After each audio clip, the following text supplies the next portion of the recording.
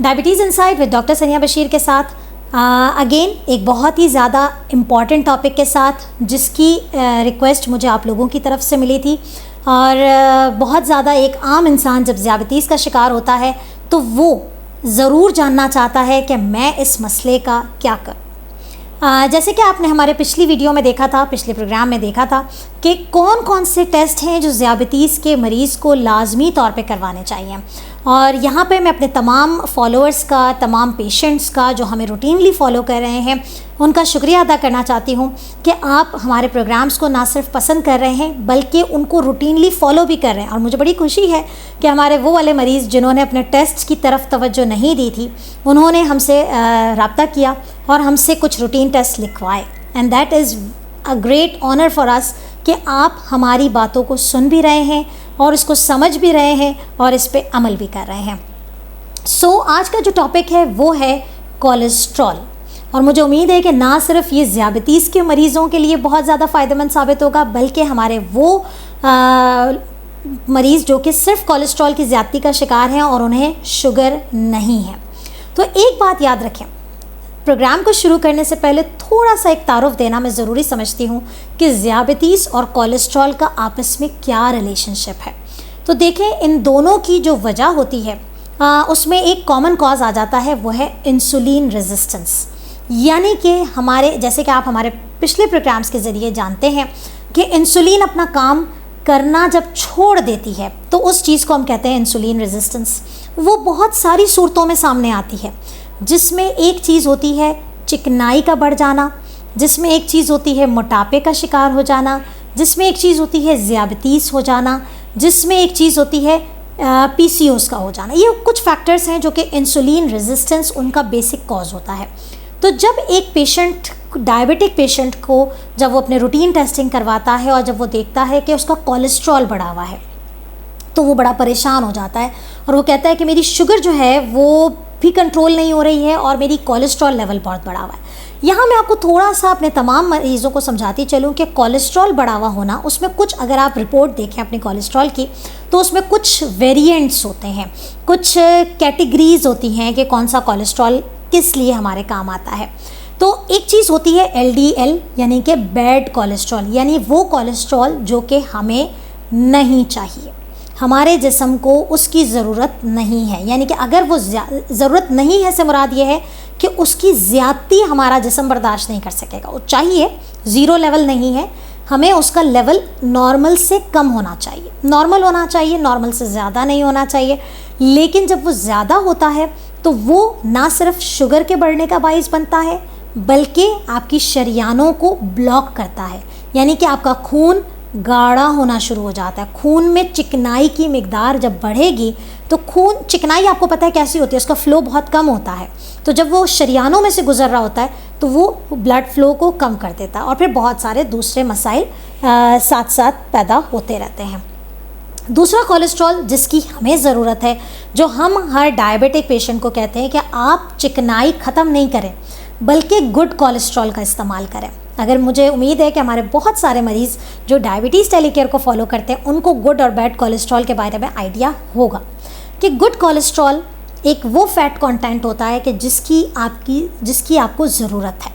हमेशा याद रखें, जिस्म में कोई भी ऐसी चीज़ नहीं है, मतलब एक शुगर के मरीज़ को भी हम शुगर बिल्कुल बंद नहीं करवाते हैं, लेकिन वो शुगर जो नुकसान करती है बंद करवा देते हैं। इसी तरीके से वो चिकनाई जो कि आपको नुकसान दे रही है वो हमें बंद करनी है, और जो चिकनाई आपको फ़ायदा दे रही है उसका इंटेक आपने बढ़ा देना है। लेकिन वो चीज़ें कौन कौन सी हैं, इसको देखने के लिए आपको ये वीडियो एंड तक देखनी पड़ेगी। तीसरा जो बड़ा इंपॉर्टेंट वेरिएंट होता है एक कोलेस्ट्रॉल की लिपिड प्रोफाइल की रिपोर्ट में, वो होता है ट्राइग्लिसराइड्स।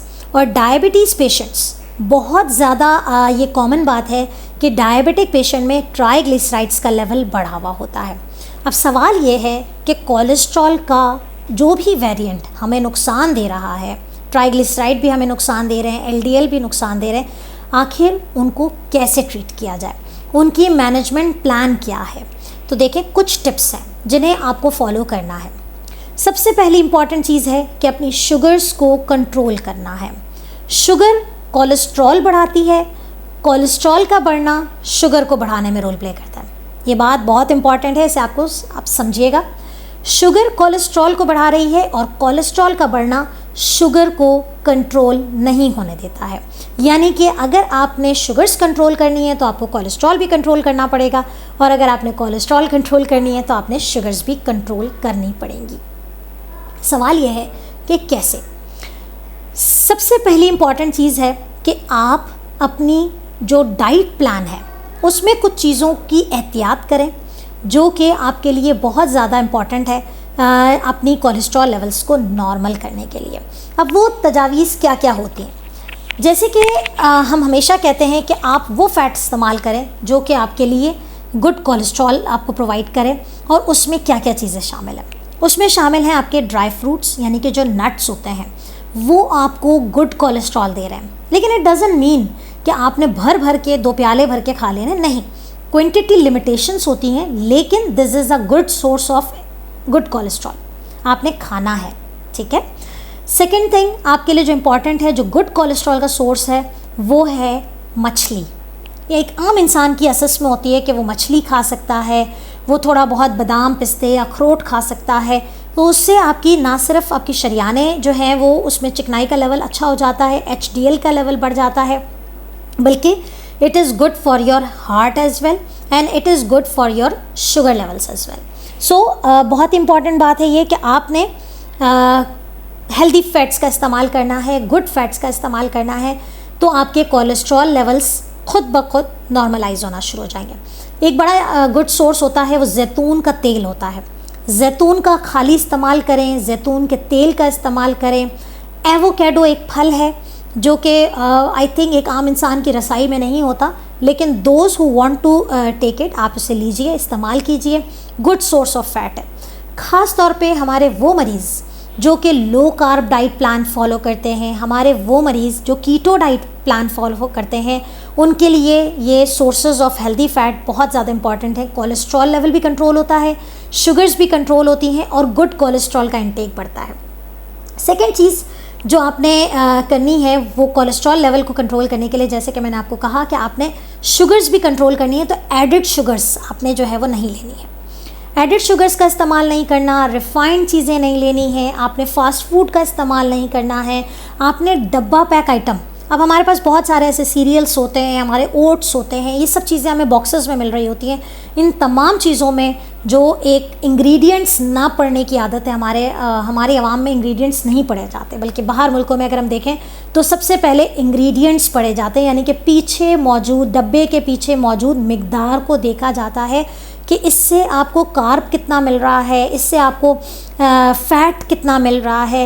एक बात जो मैं इस वक्त ये कहना चाहती हूँ कि जिस तरीके से मैं बात कर रही हूँ कि LDL और HDL, बिल्कुल खाने में इसका नाम होता है कि सैचुरेटेड फ़ैट और अनसैचुरेटेड फ़ैट। जितना ज़्यादा फ़ैट सैचुरेटेड फॉर्म में होगा, आप इंग्रेडिएंट्स पढ़ें, अपना डब्बा अभी आपके पास, फॉर एग्जांपल आप मेरी कोई भी वीडियो इस वक्त अगर आप देख रहे हैं, आपके घर में जो भी डब्बा पैक आइटम है जो आप ब्रेकफास्ट में यूज़ कर रहे हैं या आप अपने स्नैक्स में यूज़ कर रहे हैं, चेक इट्स इंग्रेडिएंट्स, देखें उसके अंदर सैचुरेटेड फ़ैट कितना है। ये सैचुरेटेड फ़ैट आपके कोलेस्ट्रॉल लेवल को बढ़ा रहा है। आपने वो चीज़ यूज़ करनी है जिसके अंदर कार्ब क्वांटिटी कम हो, जिसके अंदर सैचुरेटेड फैट्स कम हो, जिसके अंदर अनसैचुरेटेड फैट ज़्यादा हो। ठीक है, आई होप कि ये बातें आप लोगों को क्लियर होंगी। और अगर आप लेबल्स और इंग्रेडिएंट्स के बारे में और पढ़ना चाहते हैं तो आप मेरे ग्रुप पे हमने एक बाकायदा पोस्ट बनाई हुई है, उसको ज़रूर देखिएगा। तो बात यह है कि आपने फ़ास्ट फूड आइटम नहीं खाने हैं, ये चीज़ें आपके कोलेस्ट्रॉल्स को बढ़ा रही हैं, आपके ब्लड प्रेशर को बढ़ा रही हैं। दूसरा, आपने रिफ़ाइंड आइटम नहीं खाने हैं, आपने प्रोसेस्ड फूड नहीं खाना है, आपने बेकरी आइटम्स नहीं खाने हैं। वेरी वेरी इंपॉर्टेंट, ये तमाम चीज़ें मिलके आपके कोलेस्ट्रॉल लेवल को बढ़ा रही हैं। आपने ऑयल का इस्तेमाल करना है जिसमें जैतून का तेल सबसे ज़्यादा हमारा जो है वो कहा जाना चाहिए कि उससे आपको बहुत अच्छा किस्म का फ़ैट मिल जाता है। कोशिश करें कि अगर आप एक डायबिटिक पेशेंट हैं, अगर आपका कोलेस्ट्रॉल लेवल बढ़ा हुआ है, तो आप होममेड फूड का इस्तेमाल करें। मतलब मैं ये समझती हूँ कि हम अगर घर का फूड खा सकते हैं, रोटी का इस्तेमाल करें, सालन का इस्तेमाल करें, चपाती खाएं, मुर्गी खाएं, सब्ज़ी खाएं, मछली खाएं, गोश्त खाएं, सब कुछ खाएं, लेकिन घर का बना हुआ खाएं। गोश्त में बड़े का गोश्त एक कोलेस्ट्रॉल के पेशेंट को भी, डायबिटिक पेशेंट को भी, हम डायबिटिक पेशेंट को इसीलिए मना करते हैं कि इसके अंदर चिकनाई बहुत ज़्यादा होती है। बड़े का गोश्त आपने नहीं खाना है, छोटे का गोश्त खाइए, दस्ती का गोश्त खाइए जिसमें चिकनाई का लेवल बहुत कम होता है। ठीक है, ये वो तमाम छोटी छोटी बातें हैं जो आपने, अगर आप उसको फॉलो करें तो आपका कोलेस्ट्रॉल लेवल जो है वो आहिस्ता आहिस्ता नॉर्मलाइज होना शुरू होता है। अच्छा, एक बात ये है कि हमारे पास कुछ मरीज़ आते हैं कि भाई डॉक्टर साहब मैं तो अपनी जो डाइट है वो बहुत अच्छे से प्लान अप किया हुआ है, कोई बदपरहेज़ी नहीं करता, मैं तो वर्जिश भी बहुत करता हूँ, फिर क्या वजह है कि मेरा कोलेस्ट्रॉल बढ़ा हुआ है। तो देखिए, ऐसे मरीज़ों के लिए जो कि सब चीज़ें कंट्रोल कर रहे हैं और हम इन पर भरोसा भी कर सकते हैं कि बाज़ औक़ात जो पढ़े लिखे लोग होते हैं जो इस चीज़ को समझते हैं कि हाँ ये चीज़ मेरे लिए सही नहीं है, और हमें ये बात समझ आ जाती है जब आप हमसे कंसल्ट करते हैं, हमें पता होता है कि कौन सा मरीज़ जो है वो किस लेवल पे हमसे सही कह रहा है। तो अगर वो वाकई अपना डाइट प्लान सही फॉलो कर रहा है, एक्सरसाइज पे फोकस कर रहा है, शुगर्स पे मेडिसिन वो सही तरीके से ले रहा है, तो फिर ऐसे पेशेंट्स को हम कोलेस्ट्रॉल की टैबलेट्स आती हैं, मेडिसिन्स आती हैं, साथ में वो लाजमी तौर पे प्रिस्क्राइब करते हैं, क्योंकि हमें ना सिर्फ अपनी कोलेस्ट्रॉल लेवल को कंट्रोल करवाना है बल्कि हमें शुगर्स भी मैनेज करनी है।